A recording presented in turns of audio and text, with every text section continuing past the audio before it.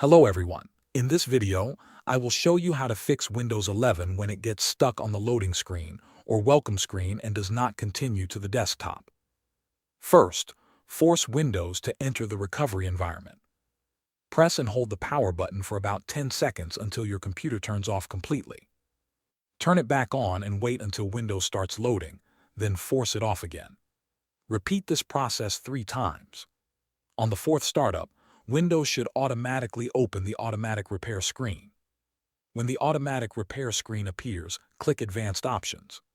Then select Troubleshoot, followed by Advanced Options, and choose Startup Repair. Windows will now scan your system for startup-related problems and try to fix them automatically. Follow any on-screen instructions and allow the process to complete. If the problem is still not fixed, go back to the Advanced Options menu and select Command Prompt. This will open a command window where you can check Windows system files for corruption. In the Command Prompt window, type SFC/Scano. Then press Enter.